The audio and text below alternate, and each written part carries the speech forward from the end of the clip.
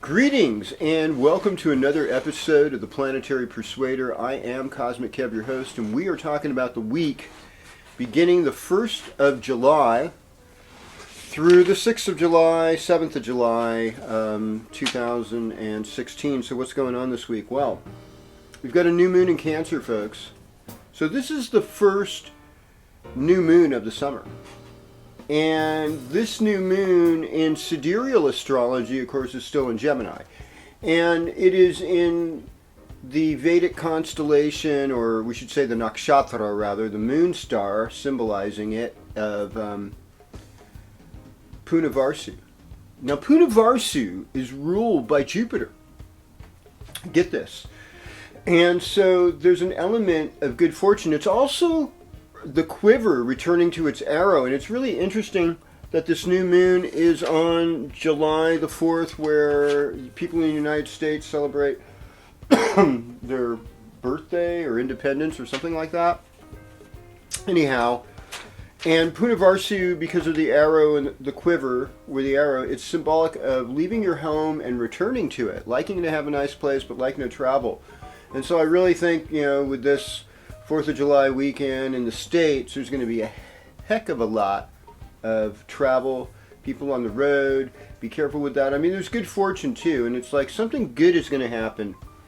And I know that we've seen a really big degree of ugliness as Jupiter in sidereal Leo, Vedic Leo, has been shining its light on all this garbage. And we could say, okay, it's in Western Virgo. There's been a critical analysis of some really naughty, nasty things, right? And so we're once again on the political arena. They want to move people back, less evil, little slightly less evil, and maybe, oh no, not that again.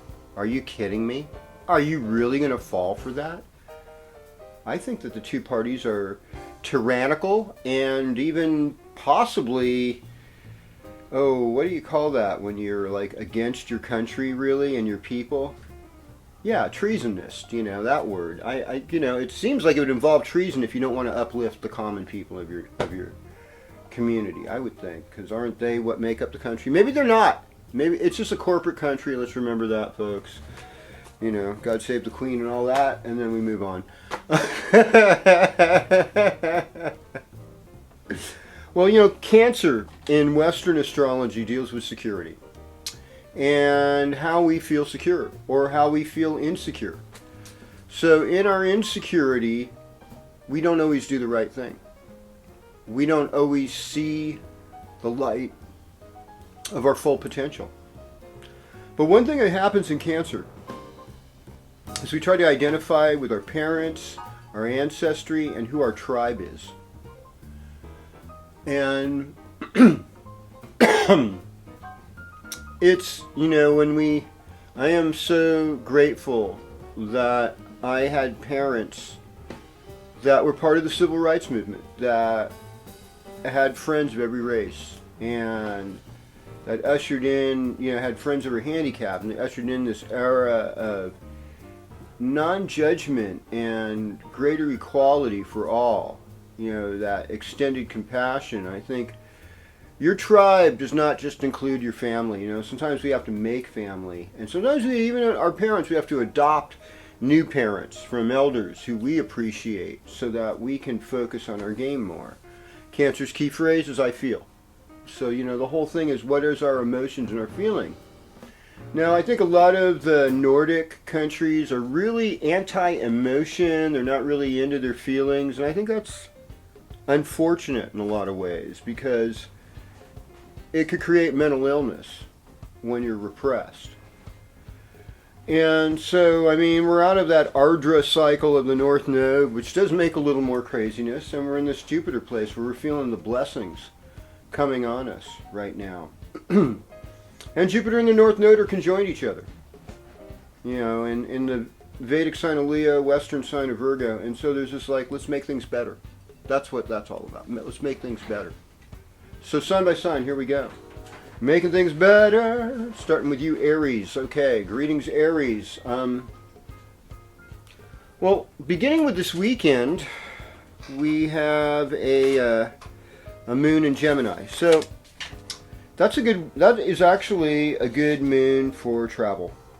And so I expect you will be doing the travel thing. But there's also things like you've had to work on your own physical fitness and keeping it together as far as organization, your body, and situations at work.